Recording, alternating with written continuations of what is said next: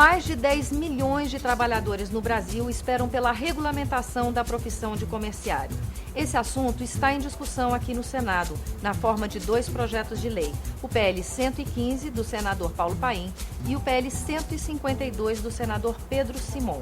Tramitando juntos, ou seja, apensados, os projetos receberam a relatoria da senadora Rosalba Ciarline, na Comissão de Assuntos Sociais. Lá, 3 audiências públicas foram realizadas para ouvir as considerações de empregados e empregadores sobre o assunto. Você acompanha conosco a participação da sociedade civil na elaboração dessa nova lei.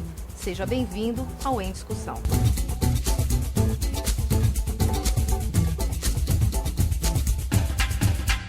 A proposta do senador Paulo Paim prevê database unificada, piso salarial nacional no valor de 3 salários mínimos e meio.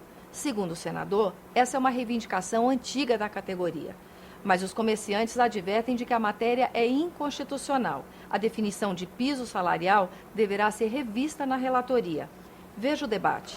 Existe uma possibilidade concreta de nós estabelecermos um piso nacional, porque ele seria uma referência, não uma referência máxima, mas uma referência mínima para que fossem admitidos os trabalhadores do comércio de todo o Brasil. O projeto do Paim, na data de hoje, estabelece um piso de 1.395, aproximadamente 60% do salário mínimo nacional estabelecido na Constituição.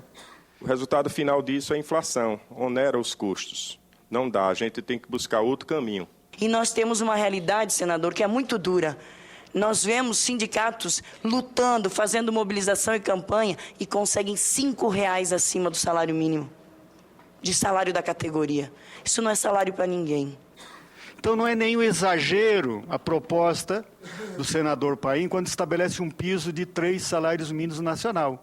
A gente precisa entender que do outro lado do balcão existe o consumidor e que também existe um empresário que está disposto, que instalou ali o seu empreendimento e pretende com isso produzir riqueza e renda. Seria uma forma de distribuição de renda, porque as empresas acumulam muitas riquezas com o aumento da produtividade e o excesso de jornada dos trabalhadores.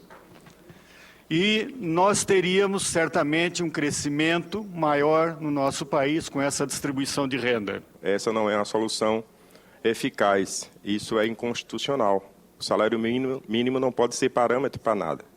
Ele é apenas o salário mínimo. No debate já com a relatora, nós já chegamos ao entendimento que faremos outra redação que vai fixar, digamos, o valor do salário mínimo e vai ter um crescimento anual do piso de acordo com a inflação mais o PIB. Carteira assinada com anotação da função específica, sem termos genéricos. Parece uma medida simples, mas os comerciários garantem que faz toda a diferença para quem trabalha no comércio.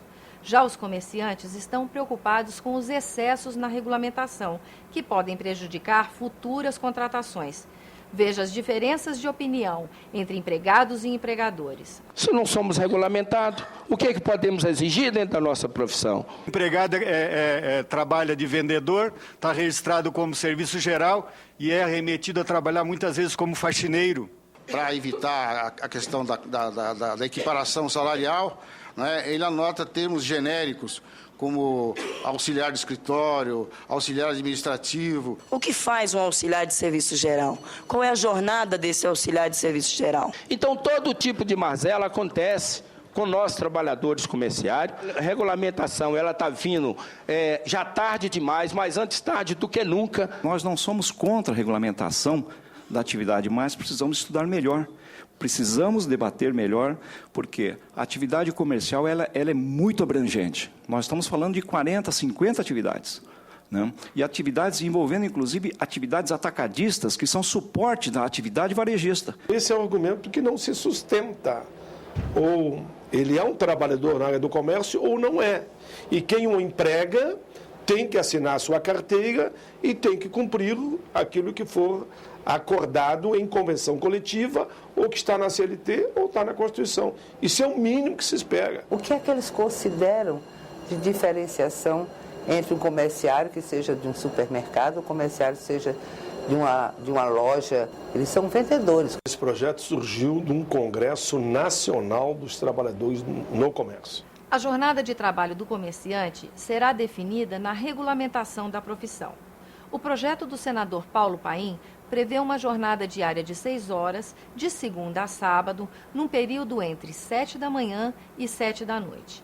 Já o projeto do senador Pedro Simon prevê uma jornada semanal de 42 horas, ou seja, 7 horas diárias. Em caso de acréscimo na jornada de trabalho, a hora trabalhada também sofre um acréscimo de 100%. Veja o que comerciantes e comerciários pensam sobre o assunto.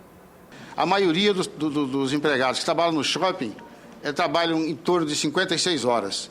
Então, essa questão da jornada de trabalho é uma questão fundamental, não só para a questão da melhor qualidade de vida e também no que diz respeito à geração de emprego, pessoal, mas também no que diz respeito à nossa luta contra o trabalho aos domingos e feriados. Quando se coloca de que 4 horas produziriam 2 milhões de empregos, e eu posso dizer, fechamento aos domingos, ele elimina 200 mil empregos no meu setor na segunda-feira. Se a produtividade cresceu quase 100%, segundo o IBGE, seria justo hoje que a jornada dos comerciais estivesse em torno de 20 horas semanais. Se os trabalhadores não ganham com o aumento dessa produtividade, alguém está ganhando.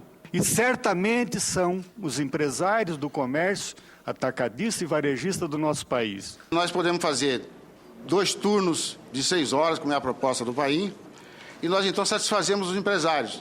A definição da jornada de trabalho interfere diretamente no funcionamento do comércio aos domingos e feriados. Na proposta do senador Paulo Paim, o trabalho nestas datas fica vetado, salvo decisão em contrário na Convenção Coletiva de Trabalho.